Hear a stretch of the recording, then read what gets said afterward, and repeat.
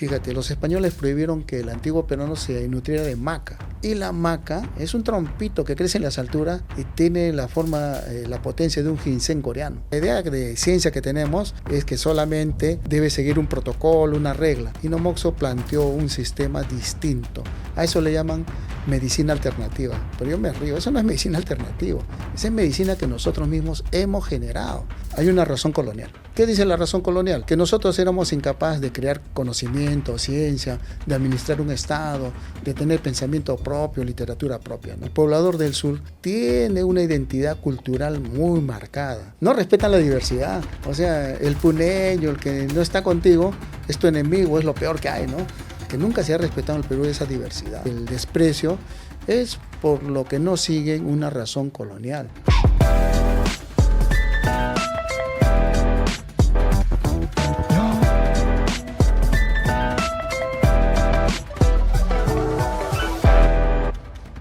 En tiempos electorales, el panorama del sur peruano siempre se moviliza y aparece una pregunta esencial. ¿Por qué el desprecio hacia los hermanos del sur y por qué siempre nuestros pueblos originarios quedan relegados? El día de hoy vamos a hablar de Huellas de la Reflexión Originaria de Víctor Masi Huaychuco, que nos ha visitado nuevamente. ¿Cómo estás, Víctor? ¿Cómo te va? Buenas tardes, Gianfranco. Mucho gusto de estar nuevamente en tu programa y siempre, ¿no?, en la expectativa de el público que nos ve y siempre lanza sus comentarios a favor o en contra, pero siempre hay algo que tu programa hace, ¿no? Causa conmoción en quienes lo ven. ¿Por qué existe tanto resquemor, tanto cuidado para utilizar el término colonialismo a propósito de lo que ocurrió aquí en el Perú? Bueno, hay que asumir una postura de colonial, ¿no? Muchos critican esta postura porque dicen, no, los decoloniales son una tontería, ¿no? Pero yo asumo dos cosas, ¿no? Primero, ¿no?, hay una razón colonial y todos repiten como loro esa razón colonial. ¿Qué dice la razón colonial? Que nosotros éramos incapaces de crear conocimiento, ciencia, de administrar un Estado, de tener pensamiento propio, literatura propia, ¿no? Entonces, ¿qué necesitamos? Que venga un externo y nos dé la cultura, la ciencia, etcétera. Pero ¿qué ocurre? En el Perú hay una construcción autónoma que no necesitó de una presencia externa, sino desde sus raíces originarias empezó a formar todo un sistema de cultura, de organización social, económica, política, que es distinto al modelo exterior. El modelo exterior es un modelo colonial, explota la mina, explota la gente, llévate la riqueza para allá, ¿no? Pero genera una nueva cultura. No, eso lo hicieron los religiosos trasplantando las creencias europeas a nuestro sistema de pensamiento. Por eso que hay que tener con mucho cuidado lo que se dice. A veces no se desprecia lo que no se entiende. Y nuestros hermanos del sur, bueno, yo no nací en el sur, ¿no? Yo soy de acá del centro, yo nací en Chosica y vivo en Chosica, pero he tenido la oportunidad siempre en toda mi vida de estar siempre en el sur, de conocer a personas muy valiosas en el sur, de interactuar con todos los del sur, no solo intelectuales, literatos, sino también pobladores, campesinos, dirigentes de organizaciones sindicales, en fin, ¿no? Entonces me une siempre esa amistad con ellos y siempre, ¿no?, estoy al día con ellos porque ellos me cuentan, ¿no? O sea, yo no sé por los periódicos lo que pasa en Puno, directamente sus actores me cuentan sus protagonistas y es una ventaja para dar una opinión. Algunos me han criticado, ¿no? ¿Qué sabe el entrevistado de Puno si no ha nacido ahí? Sí, puede haber no nacido, pero eso no me inhibe opinar. Y opinar es importante en un país donde el libre pensamiento, ¿no?, y el pensamiento objetivo tiene mayor peso, ¿no? Y el desprecio es por lo que no siguen una razón colonial. Puno siempre ha sido rebelde al centro, ¿no? Había una política de Pedro Zulle que decía el gamonalismo y el centralismo. El centralismo en Lima y los que dominaban el sur, todo eso, los gamonales. Gamonal no es una categoría actual, ¿no? Es una invención peruana. Es la clase parasitaria. El gamón es una planta que crece alrededor del maíz, de la papa, y le quita fuerzas. Se alimenta de otro. Ese es el gamón. Y el gamonal es lo mismo, ¿no? Es un elemento social, económico, que vive a expensas de otros, ¿no? Entonces, cuando hablamos, por ejemplo, de una razón colonial, hablamos de que empieza, por ejemplo, a trasplantarse aquí un modelo económico que busca enteramente el extractivismo. Y al buscar enteramente el extractivismo, ya se implanta una visión enteramente colonial, porque lo que hace es desmembrar un sistema que funcionaba y que estaba impuesto también bajo una lógica que respondía a una cosmovisión que los occidentales no entendían. Así es, así es. Y eso es la principal colisión que tenemos. O sea, dos puntos de vista totalmente opuestos, ¿no? Entonces, cuando tú te sitúas en el lado de quien expresa lo propio, te tildan, porque dicen, no, eso no existe, eso está mal, ¿no? Hasta alguno me ha dado risa cuando decía, eso es terruqueo, ¿no? Y es un absurdo. El poblador del sur tiene una identidad cultural muy marcada, o sea, no ha perdido sus raíces. El que viene a Lima a veces pierde sus raíces, pero el que está en el lugar no pierde sus raíces, continúa la tradición. Puede venir la modernidad, pero la tradición está ahí. Y lo que se cuenta, lo que se hace, es propio del lugar. La medicina, la alimentación, la distribución del espacio, los periodos agrícolas, los periodos comerciales, todo tiene una secuencia como estuvo originariamente, solo que no nos damos cuenta. Cuando tú hablas, por ejemplo, de esta razón colonial a propósito de que no se desarrolló aquí conocimiento filosófico o científico, hay también en Incas y Filósofos una explicación a propósito de eso. Sí se desarrolló. Así es, se desarrolló y es más, ¿no? Fue superior al europeo, sin ser yo chauvinista, ¿no? ¿Por qué? Porque el europeo ve a la naturaleza por abajo. O sea, el ser humano está por encima de la naturaleza, pero en nuestro mundo el ser humano está en igualdad de condiciones con la naturaleza y su pensamiento parte de ahí, de la reciprocidad con la naturaleza. El hombre europeo quiere dominar la naturaleza, o sea, hacerla su esclava, su sierva. Entonces de ahí nace toda su filosofía. Gran parte de su filosofía está basada en ese concepto, ¿no? En cambio acá ese concepto es muy relativo. Y tan así que, por ejemplo, los conocimientos que acá se han logrado, aún hoy se valoran de una manera importante, ¿no? Hay un personaje que siempre valoro de la selva peruana, Inomoxo. Inomoxo era un joven que fue raptado entre comillas, por una nación del Amazonas y le enseñaron todo el arte de la curación. Entonces cuando Inomoxo regresó a Iquitos, curaba con todos los conocimientos de la nación que lo había educado. Le parecía raro los medicamentos que daba, el tratamiento que daba. ¿Por qué? Porque la idea de ciencia que tenemos es que solamente debe seguir un protocolo, una regla. Inomoxo planteó un sistema distinto. A eso le llaman medicina alternativa. Pero yo me río, eso no es medicina alternativa. Esa es medicina que nosotros mismos hemos generado desde nuestros orígenes y que ahora causa sorpresa porque cura. Y muchos compuestos bioquímicos que las farmacéuticas recogen se van a la Amazonía peruana y lo patentan, ¿no? Sin nuestro conocimiento. Ya sabes que la uña de gato no le pertenece al Perú, sino a un laboratorio suizo. Y uno se queda sorprendido. Pero eso nació en el Perú y eso no es propiamente peruano. Pero, sin embargo, el pensamiento colonial no solamente es extractivista, sino sobre todo es hegemónico y dominante respecto a la cultura. Impone algo que en nuestro suelo puede o no funcionar. Y ese es el problema de todo el peruano. Pero todo el peruano está mirando hacia afuera y no mira hacia adentro. Una de las razones por las cuales se critica justamente al quechua es que no desarrolló la escritura, pero sí desarrolló una riquísima tradición oral. Pero tú aquí mencionas, por ejemplo, la quelca. ¿Podría traducirse a la quelca como un sistema de escritura antiguo o anterior a la escritura, podría decirse? Pero tendríamos que aclarar una cosa. Lo que hablamos en general se llama sistemas comunicativos. Un sistema comunicativo es cuando tú dejas un mensaje a otro y el otro lo puede entender. Los chinos, por ejemplo, no usan letras, usan ideogramas. Entonces, el chino deja un ideograma y la persona que lo recepciona lo puede leer.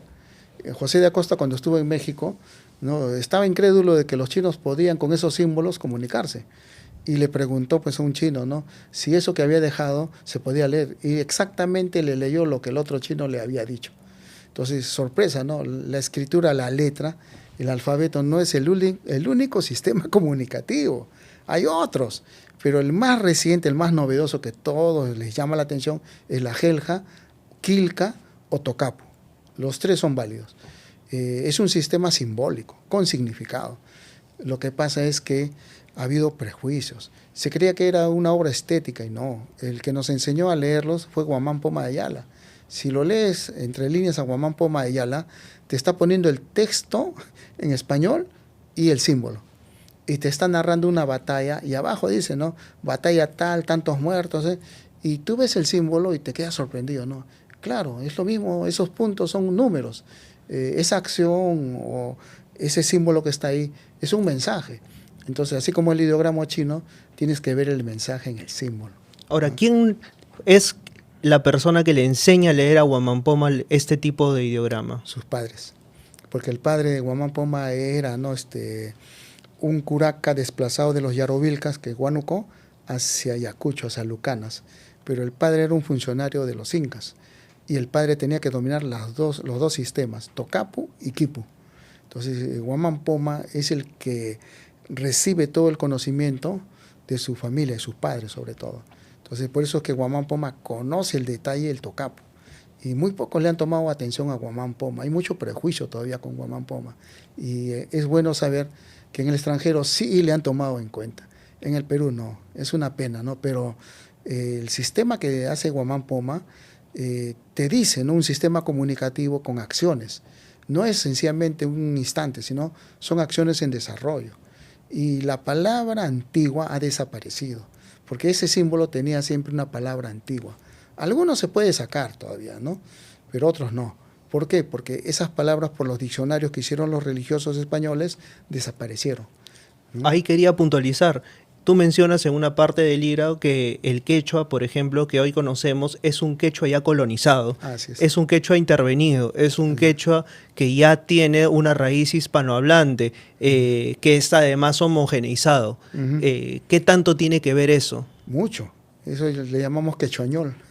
Porque algunos amigos que son de Ayacucho, Huancavelica y Huancayo me dicen, yo estoy hablando quechua. Tú no estás hablando quechua, le digo. Tú estás hablando un idioma intervenido. No, eso que hablo es quechua. Eso no es, le digo. ¿Por qué razón? Porque primero, el primer diccionario colonial de un religioso, Domingo Santo Tomás, en 1560, que se imprimió en España, recoge todo el habla de la costa central, de Huarochirí, de Huancayo, de todas esas zonas, ¿no? Y ahí hay varias lenguas. Eso, ¿sabes cómo nos damos cuenta? En el manuscrito de Huarochirí. Dice, el manuscrito quechua Huarochirí. No, eso es quechuañol, pero hay palabras que no tienen traducción. Si tú lo lees, hay palabras que no hay traducción. ¿Y esto qué significa? No hay traducción. Ni el mismo José María Arguedas, que era quechua hablante, pudo traducirlo. ¿Por qué razón? Porque lo que tenemos ahora es un quechua que en 1584, en el tercer concilio limense, se unificó. O sea, había quechua del sur, y eso se ve todavía, porque el quechua de Huaylas no es el mismo del quechua chanca.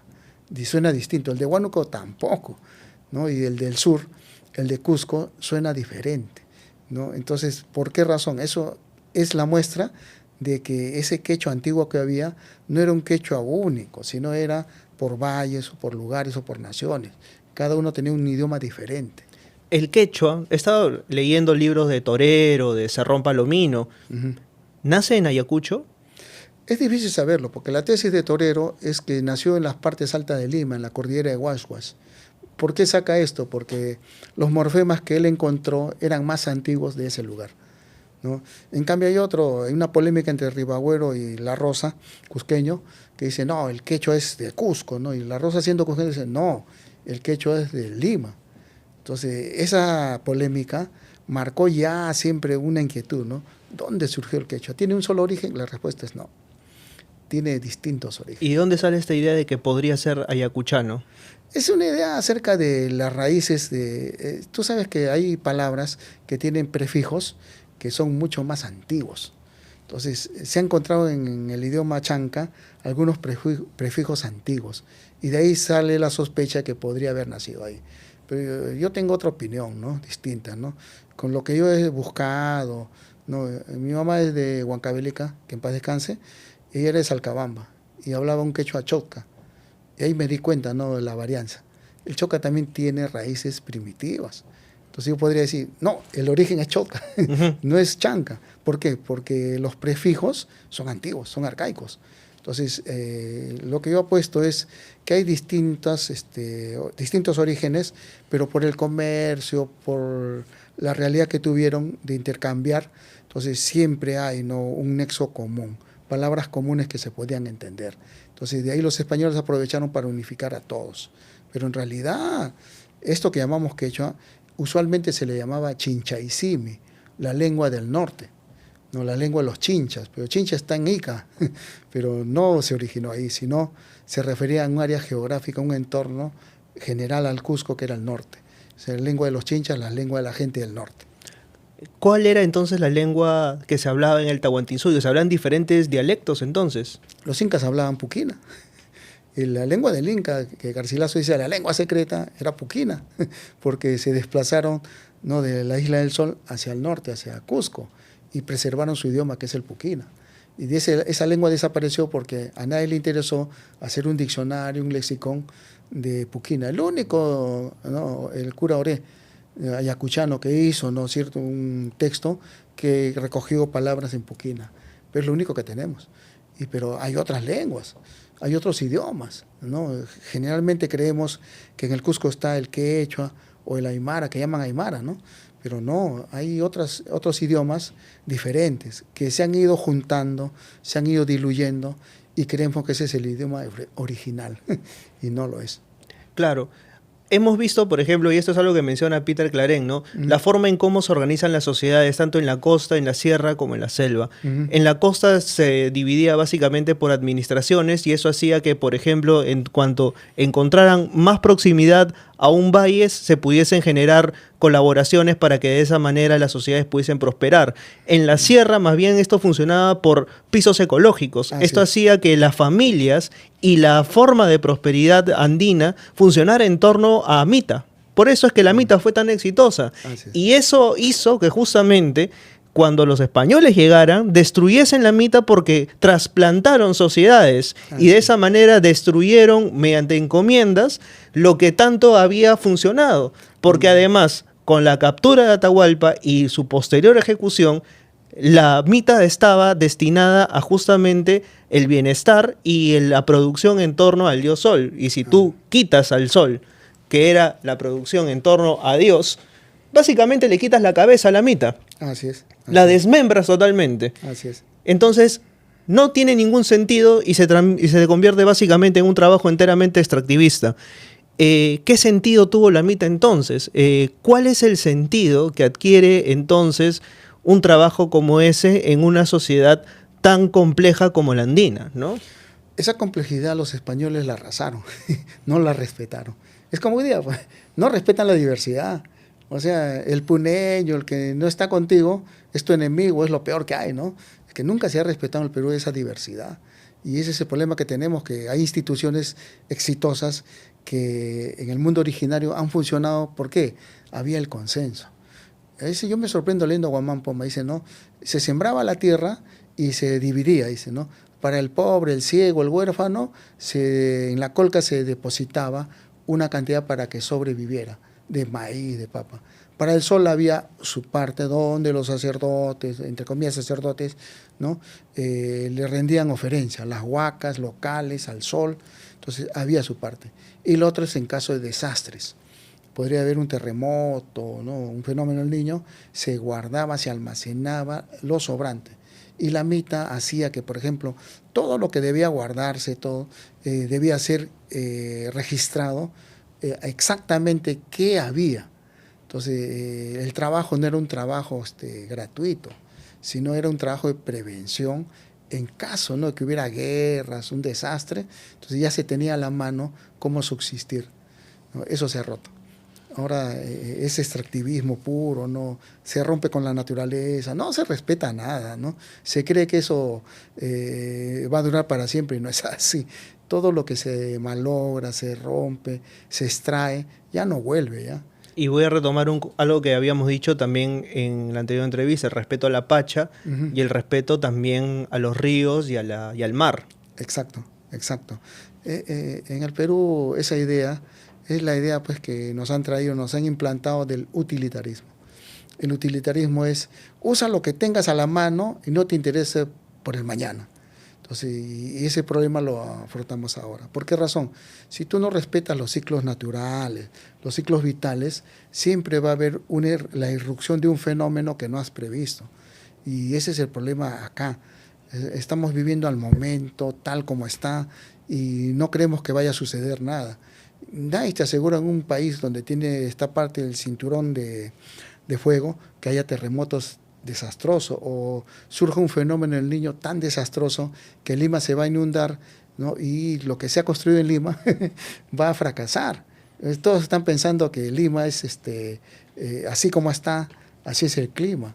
Y ya hay antecedentes históricos, excavaciones que se han hecho de que Lima ha sufrido grandes fenómenos del Niño. O sea, yo no soy agorero, ¿no? Pero hay que tomar previsión. Y en el Perú lo que menos hay es previsión. Por eso cuando te digo, nunca hay, ¿no?, una forma de respeto a la naturaleza, porque se cree que somos inmortales y que la naturaleza nos rige a nosotros. No, nosotros le regimos a la naturaleza, ¿qué vamos a hacer? Nunca tenemos en cuenta que la naturaleza sigue su propio ritmo y vida. ¿Qué tiene que ver eso con los saberes situados? Mucho. Despreciamos los saberes situados. Fíjate, recuerdo mucho un amigo que le dio COVID, ¿no? Y el señor que lo curó le dijo, mira, no compres esas pastillas, no, vas a comprar cuy, ¿no? Si es cuy negro, mejor, lo vas a hervir, no tan hervido, no lo vas a matar la vitamina, y cada mañana con quión lo vas a tomar todas las mañanas. Al cabo de una semana apareció, dice, restablecido. Dice, ¿qué cosa ha hecho? Bueno, esa es una sabiduría antigua, no es nueva.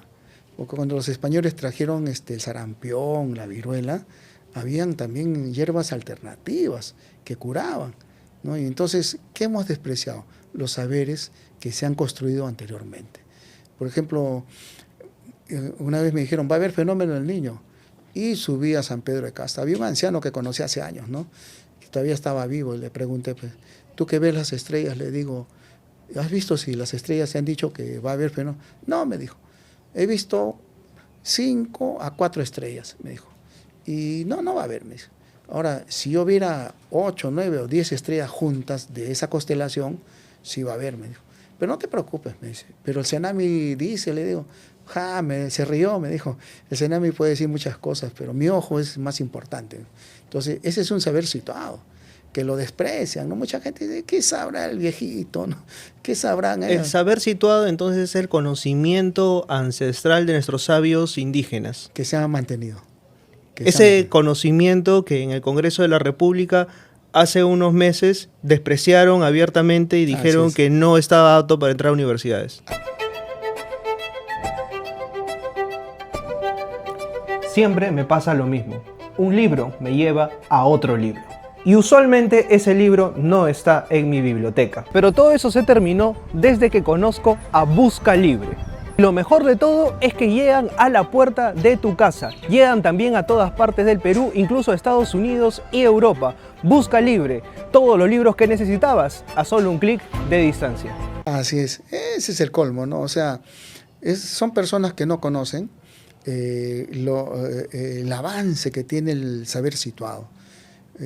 Generalmente mucha gente cuando va al mercado desprecia a las personas que venden, le llamamos las hierberas. Ese es mejor que médico, ¿no?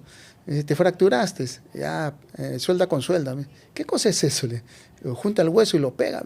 Ah, sí, es mejor que pastilla. Y un amigo fracturado me dijo, sí, eso es cierto, me dice, hizo efecto, ¿no? Entonces, por ejemplo, esos saberes situados, si fueran a las universidades, no potenciarían el conocimiento integral. Solo tenemos conocimientos sesgados. Eso es importante anotar, o sea, no descarta el otro conocimiento. No debe descartarse. O sea, se complementa. Exacto, son recíprocos. Efectivamente, eso es lo que mucha gente, o sea, anda al huesero, no, aguanta, o sea, anda uno y también al otro, o sea... A los dos. Exacto, o sea... Un poco pragmáticos, ¿no? Fíjate, ¿por qué ese saber situado se ha mantenido y muchos lo rechazan? Porque ese saber situado rompe un esquema económico, las farmacéuticas. La farmacéutica te obliga a comprar el producto y te da una propaganda, pues, ¿no? Y si tú le dices a muchos, mira, pero es más fácil hacerlo con esto que es natural, ¿quién sale perdiendo? La farmacéutica. ¿Cuántos intereses económicos hay que muchos congresistas venden, ¿no?, su conciencia para esos negocios? Dicen, no, eso no vale. ¿Por qué? En cierta medida es porque hay un interés económico muy potente que sobrevive sobre eso. Si al peruano le enseñáramos a comer sano, muchas empresas de alimentos quebrarían. Porque el peruano que se enferma es porque come mal, come veneno, toma cosas que no debe tomar, no se alimenta de cosas que no deben ser. El antiguo peruano, en su saber situado, consumía proteína, consumía fibra y no conocía lo que es ahora el carbohidrato. Eso lo han traído los europeos. Aquí quería puntualizar, por ejemplo, cómo cambió la dieta de los nuestros con la llegada de los españoles. Mucho. Se prohibió el trigo. El trigo no crecía muy bien acá, ¿no? Y se intentó hacer muchas extensiones de trigo, no crecía bien. Entonces, ¿pero qué se despreciaba? Fíjate, los españoles prohibieron que el antiguo peruano se nutriera de maca. Y la maca es un trompito que crece en las alturas y tiene la forma, la potencia de un ginseng coreano. Y la maca es tan potente que puede desarrollar los músculos porque tiene mucho zinc. Pero cuando vieron que la gente era muy fornidos, muy fuertes, para bajarlos les dieron otro sistema de alimentación. Entonces, por ejemplo, cuando comen oyuco o solamente se les reduce a papa, bueno, le están dando carbohidrato. Pero si comiera maca, si comiera otros productos de maíz, ¿no?, entonces sería más fornido. El español le cambió la dieta, así a propósito le cambió la dieta con edictos. Estaba prohibido el cuy. El cuy se comparaba como un roedor asqueroso. Y había un edicto de Lima, recuerdo, del año 20, que decía, no, que está prohibido en el centro de Lima criar cuys, tener corrales con cuys, porque se cruza con la rata y eso trae enfermedades como la peste bubónica, y eso no era cierto. Entonces, ¿por qué? Porque el cuy, la carne de cuy ahora está valorada internacionalmente como la mejor carne del mundo. Entonces, muchos todavía tienen asco, ¿no? Dicen, no, que voy a comer eso, ¿no? Entonces, yo me río, digo, no, es que no conoce el valor proteico de las cosas. Entonces, nos han cambiado la mente con alimentaciones poco sanas. Y generalmente el de la sierra no sufre esas enfermedades que el de la ciudad. El de la sierra camina estrechos largos, come proteína sana, sin químicos, come su cosecha, no la que le he echado abono artificial, sino la natural. Y puede vivir 90, 100 años y normal, ¿no? Y uno dice, no, es la tranquilidad, no es la alimentación. Esos son saberes situados. Entonces, fíjate, en Europa tienen el problema de los ancianos. Hay ancianos de 110 años que ya deben morirse, no estamos pagando mucho. ¿Por qué? Porque si tú sabes, en Italia, por ejemplo, hay la dieta mediterránea, que es fibra con proteína, y la gente se mantiene sana. Entonces el Estado tiene que pagar las jubilaciones y no les conviene. En cambio, en el Perú les dan comida chatarra, y a los 50 años ya está enfermo ya. A los 60 años no pasa. La esperanza de vida en el Perú antiguamente era de 50 años. Ahora es de 62 años, 63 años, ¿no? Pero ¿cuál es el riesgo? Que los fondos de pensiones, los fondos de seguros, ven un riesgo en la prolongación de la vida. Entonces, les conviene más que se promocione comida chatarra, esas cosas, porque los saberes situados no entran en su esquema.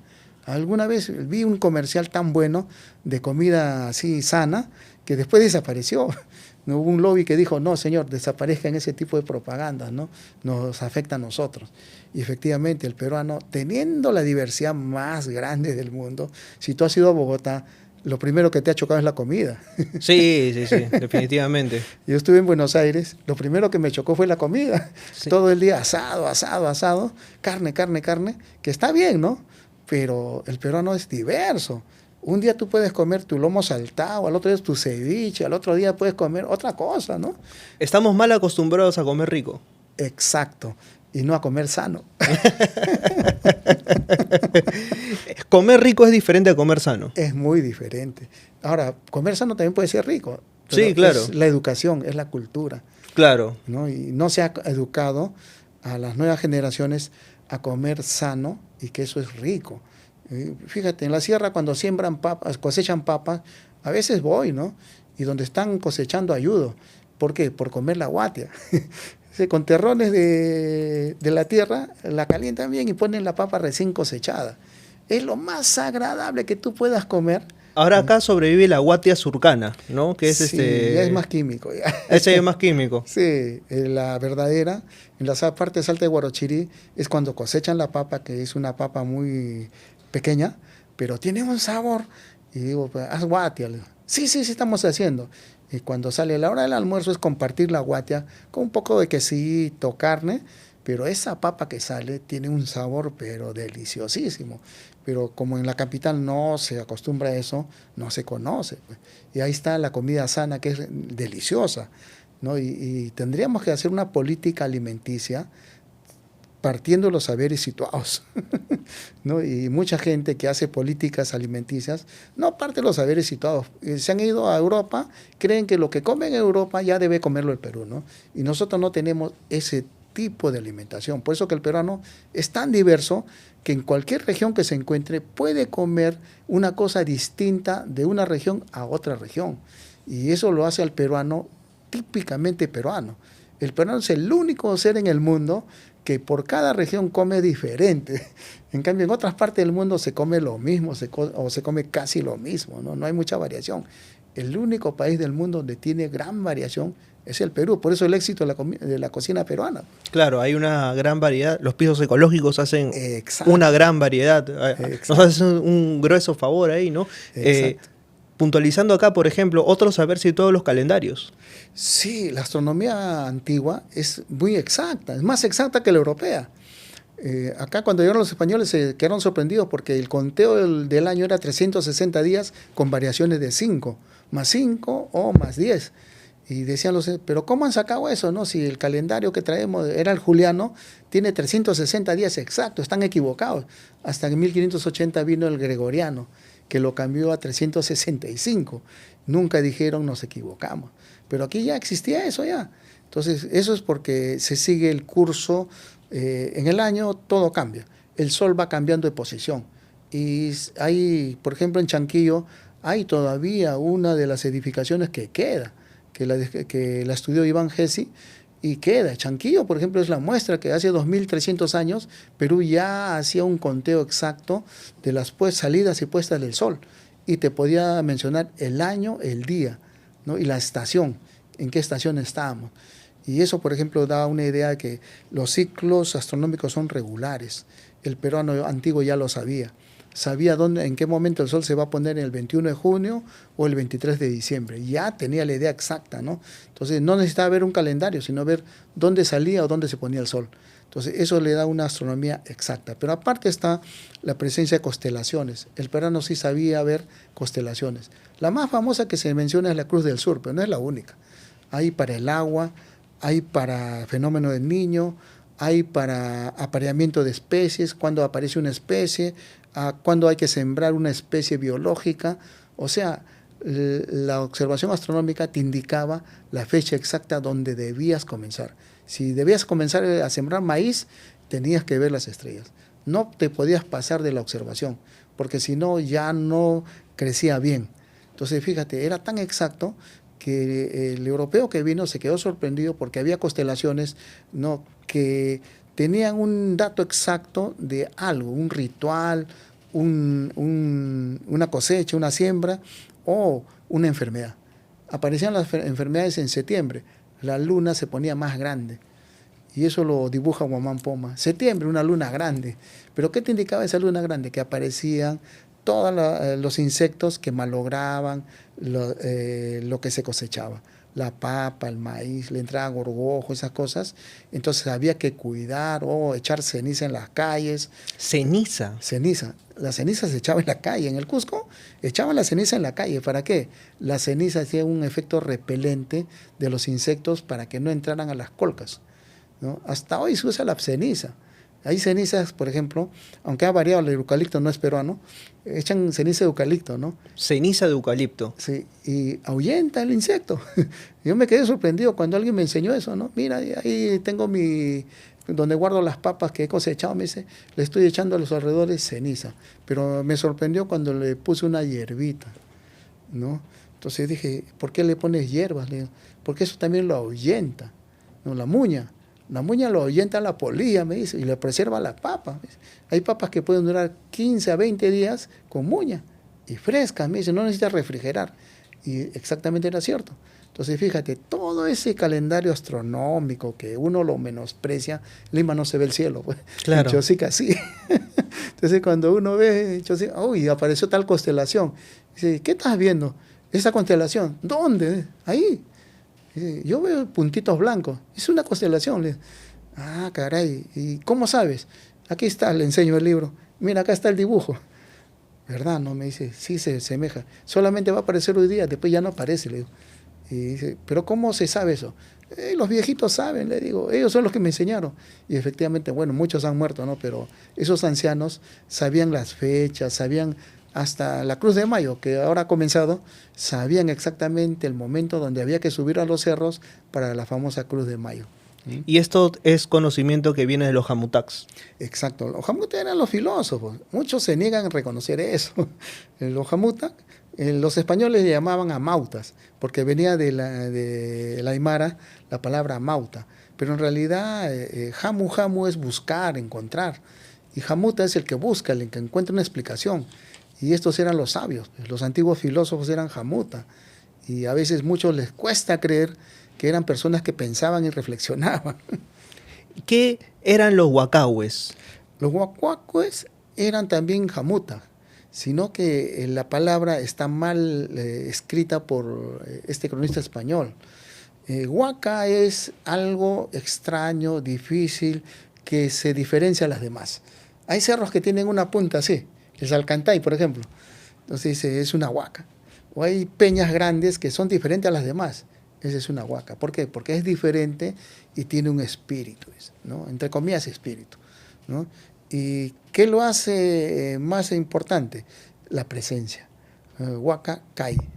Pero este cronista escribió Huaca Cue, ¿no? Que no lo escuchó bien porque en ese tiempo el runacimi que se hablaba era muy distinto al de ahora. ¿Y tenían una similitud con los jamutacs? Sí, eran personas que conocían. Si tú vas al Cusco hay una piedra que sale, ¿no? Y está en un rombo, en un lado cuadrado, y es una piedra que sale, dice, ¿no? ¿Y esto por qué le ponen este? Es porque es un huaca. Y ese huaca solamente funciona un día al año. Un día al año una constelación lo enciende o lo hace resaltar. O desde la punta se puede ver esa constelación. La gente cree que es una piedra extraña, que le han adornado y se acabó. No, esos son marcadores astronómicos, ¿no? Y el huacuacue sabía de los marcadores astronómicos. Ahora hay muy pocos que ven marcadores astronómicos. En el Cusco he conocido 2, 3 amigos que sí conocían los marcadores y me llevaron a los lugares donde estaban los marcadores derrumbados, pero están. Derrumbados están. Derrumbados. En la época de la extirpación de idolatrías, los españoles rompieron todo eso. O sea, tumbaron las rocas inmensas de tantas toneladas, las cortaron, las rompieron o las tumbaron. O sea, pero sin embargo está la base y mucha gente me lleva, me dice, mira, acá estuvo tal roca y de acá, si tú imaginas, se puede ver la Cruz del Sur cuando tiene una orientación hacia el sur, de verdad, me dice. Ah, qué interesante, le digo, porque tiene otra orientación, va variando, me dice. No es siempre la misma, va variando, me dice. Ah, caray, yo pensé que siempre era la misma. No, me dice, varía. Entonces, hay gente que sí conoce, pero hay gente que lo ve, es turismo, ya, cualquier cosa ve, pero no ve la función astronómica. Qué lamentable, ¿no? Que todo este conocimiento esté pasando al olvido y que sean pocas personas las que estén interesadas en él, ¿no? Más interesan los extranjeros, los norteamericanos y los europeos. Vienen, miden, están con su wincha y a veces yo me acerco de curioso. ¿Qué estás haciéndole? Estoy midiendo de acá hasta allá cuánto esta roca se diferencia. Y le explico, no, esta roca la han movido. ¿Qué la han movido? Sí, está movida, le digo. ¿Dónde estaba anteriormente? Estaba allá.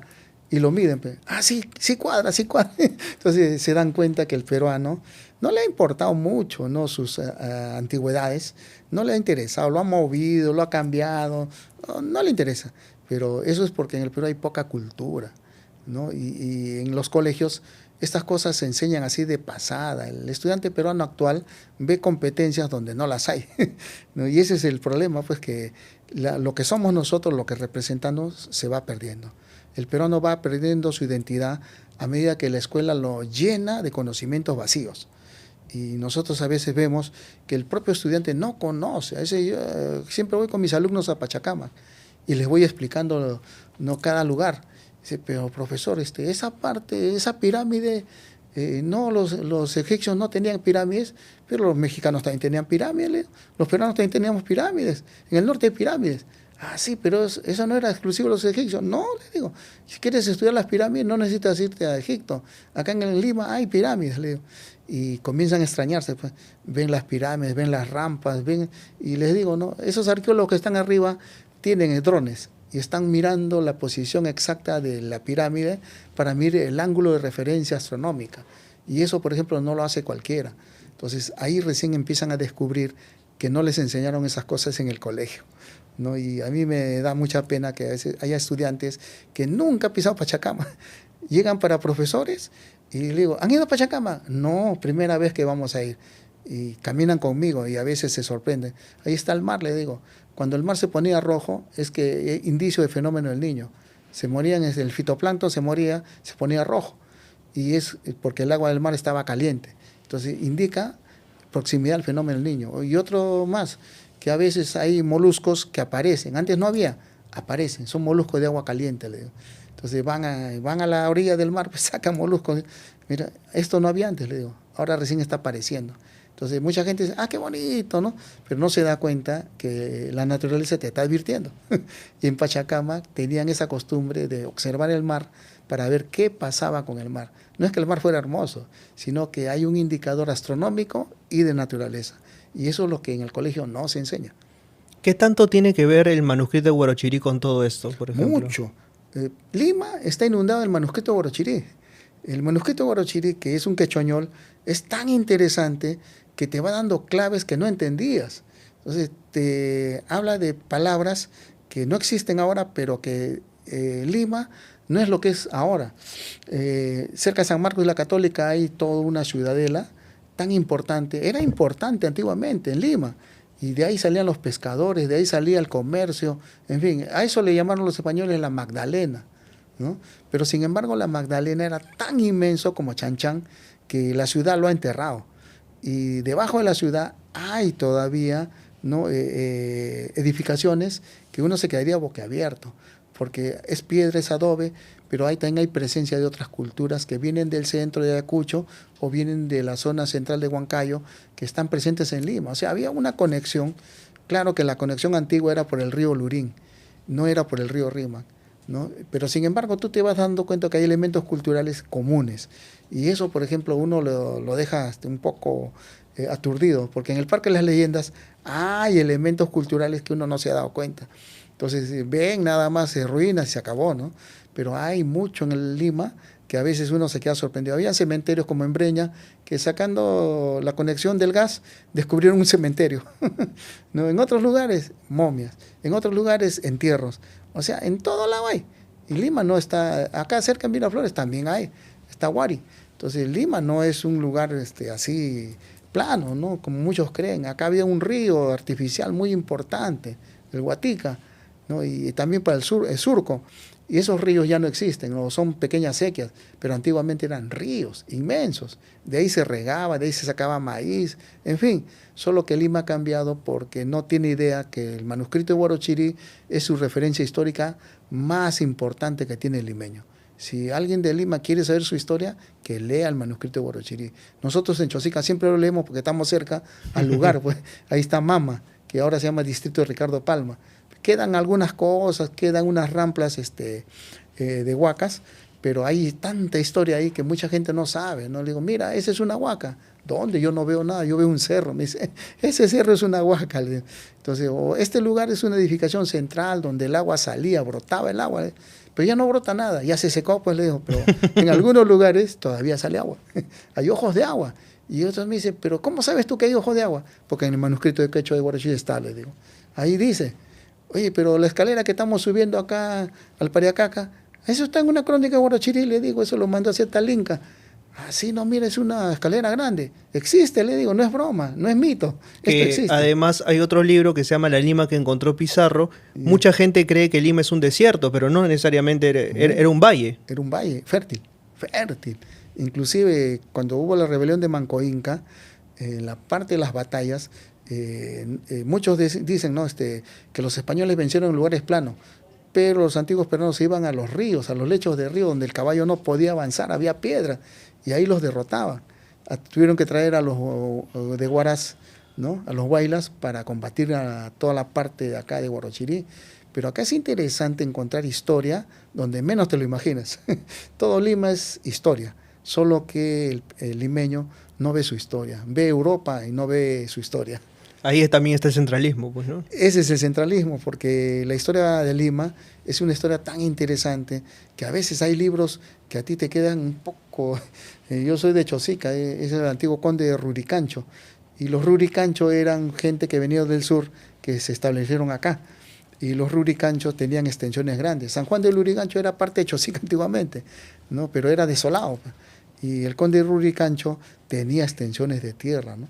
Entonces llegaba hasta la parte de Huarochirí, y esa zona, todos los valles eran parte de él, no era su encomienda.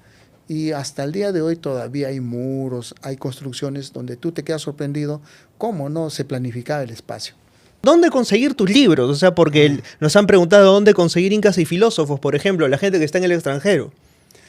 Ese libro se agotó en el Perú, la primera edición ya se agotó. Se sacó 1000 libros el año 2016, ya se agotó ya. La segunda edición se hizo en Buenos Aires con la editorial Las 40 de Néstor González.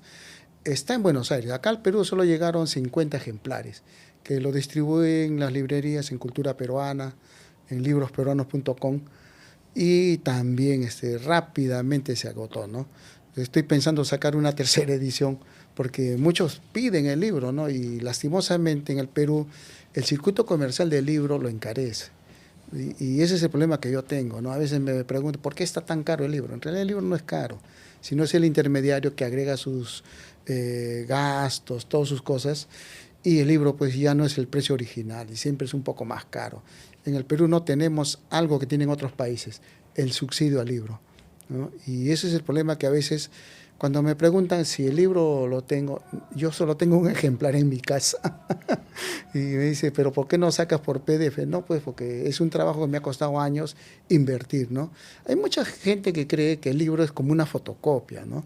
Que cree que el libro ya hay que fotocopiarlo, pero detrás de un libro hay inversión, hay gastos, tienes que ir a la Biblioteca Nacional, tienes que ir al Archivo de la Nación, tienes que comprar los libros, tienes que entrevistar a las personas, tienes que ir al lugar que estás investigando, no puede ser de gabinete, tienes que interactuar con... Y eso es un gasto, y la gente no ve eso, ¿no? La gente ve papel impreso, y a eso costará 10 soles mínimo, ¿no? Pero no ve que atrás del libro hay toda una inversión, y generalmente a nosotros nadie nos cubre la inversión, tenemos que sacarlo de nuestro propio bolsillo, quieras o no, ¿no? Entonces, a veces la gente no entiende eso, regatea, ¿no? Aquel peruano es regatón de todo, ¿no? Dice, está todo caro. Sí, pues, pero si ves tú un libro del extranjero que tiene 40 carillas y dice 200 soles, tú lo compras, ¿no? Claro. Y me dice, sí, pero que es del extranjero. ¿Y por qué el autor nacional no tiene esa ventaja? ¿Por qué el autor nacional no se le reconoce todo su esfuerzo? Porque aparte del dinero es el esfuerzo por trabajar. Un libro es el resultado de un trabajo.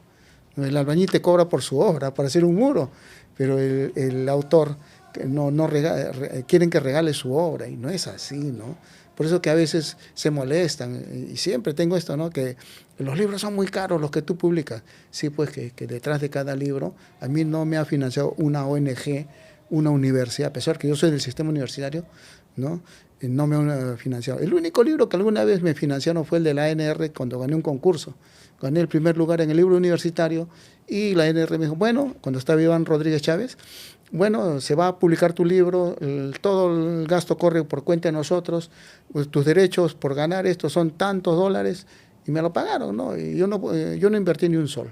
Fue la única vez que una institución me publicó un libro, ¿no? De hecho, ahora te estás tomando un año sabático enteramente para publicar no uno, sino 2 libros. 2 libros. Y son investigaciones riquísimas. Uno es a propósito, ya lo estás adelantando, lo podemos decir, ¿no? Sí. Uno es a propósito de Mariátegui y otro es a propósito de la vida de Pedro Zulen. El de Mariátegui es Mariátegui antifascista, que va a brindar una visión objetiva, totalmente fuera del canon, de toda la mistificación que muchos han lanzado, ¿no? Y voy a chocar con muchos, ¿no? ¿Por qué? Porque yo quiero presentar al que es, no al que te han contado, que te han adorado, ¿no? Que han quitado, han agregado. No, yo te quiero presentar al Mareti tal como es, ¿no? Y con sus textos originales. Entonces, el otro libro, en cambio, es La correspondencia de Pedro Zulem. Me tomó 4 años investigar la correspondencia, transcribir, porque el problema de la correspondencia de Zulem es Joaquín Capello. Joaquín Capello tenía una letra peor que médico. Y el problema es que casi la mayor parte de la correspondencia de Zulem es con Joaquín Capello. Y Capello no escribía a máquinas, no hacía eso, sino lo hacía él directamente, personalmente, a mano. Y hay una riqueza en las cartas de Capello que uno se queda sorprendido, ¿no? Capello era civilista, ¿no? Y Capello tiene una visión un poco extraña para su época, ¿no? Él no era sociólogo, él era ingeniero de caminos, pero tenía una visión muy, ¿cómo diríamos?, muy crítica de su tiempo. Entonces, son 2 obras que, bueno, la primera ya está por salir, la segunda he demorado un poco más porque encontré nueva información de correspondencia de Zulem que otros no tienen, ¿no? Entonces, la voy a agregar al libro como una novedad, porque estas cosas, a veces, yo no sé por qué hay muchos que proclaman ser discípulos de Zulem, nunca han sacado algo, ¿no?, de archivo, ¿no? Todos son gabinete, copia de periódicos, pero nunca se han metido un archivo, nunca han revisado un archivo, y eso es lo más triste, ¿no? El archivo de Zulem está en la Biblioteca Nacional, en el 4º piso, y es libre el acceso como investigador para ver todas sus cartas. Yo he encontrado en otro archivo cartas de Zulem, ¿no? Cosas que no están en la Biblioteca Nacional. Entonces, siempre la novedad es, cuando salga el libro, muchos se van a quedar sorprendidos de lo que Zulem escribe en su tiempo. Zulem era un personaje muy crítico, a pesar que él era católico, religioso, pero es muy crítico de su religión, ¿no? Y le deben los evangélicos mucho a Zulem, porque Zulem es el primero en hablar en el Perú de la libertad de culto, y estamos hablando de 1915. En esa época, pues, la única religión aceptada por el Estado era la católica, y recién estaba apareciendo los evangélicos en el sur. Querido Víctor, quiero agradecerte. ¿Dónde pueden encontrar este libro que se llama Huellas de la Reflexión Originaria? Está en Girón Quilca, hay una librería que se llama La Polilla Oculta. La Polilla Oculta. Oculta, de nuestra amiga Sakura. Ajá. Ahí está Lewis Calderón. Ahí se está distribuyendo el libro. En realidad yo controlo mis ediciones, no les doy a todos, ¿no? Estoy controlando las ediciones. También lo pueden encontrar en Cultura Peruana, ¿no? En Cultura Peruana está el libro. No lo estoy dando a todos, sino solamente a algunos.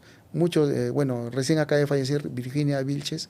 La de libros peruanos. Mi más sentido pésame, por mi más grande recuerdo por ella. También los libros se los he dejado a ella. Bueno, Virginia, pues, estos libros los ponía a la red y a ella se lo compraba y yo no tenía problema. Yo no tenía una genia. Sí, y Virginia, una pena. Pues, administraba esto, pero ahora que ya no está ella, no, bueno, está un poco, La Inestable también tiene algunos libros de estos, está La Polilla en Quilca, La Polilla Oculta, está acá en Miraflores, Cultura Peruana, ¿no? Ahí se pueden conseguir los libros. Sobre Incas y Filósofos ya no hay ediciones, ya agotaron. Voy a sacar una 3ª edición. Sácala, porque mucha gente me lo ha pedido encarecidamente. Saca una 3ª edición de Incas y Filósofos. Voy a sacar una 3ª edición. Solamente que ahora estoy en 2 empresas, pero te agradezco infinitamente, Gianfranco, ¿no? Ha sido una conversación muy interesante. Como siempre, con Víctor y con todas las personas, para entender el pensamiento del sur, para entender el pensamiento de nuestros antiguos peruanos, siempre este programa poniendo el hombro. Nos estamos viendo la próxima semana. Chau, chau.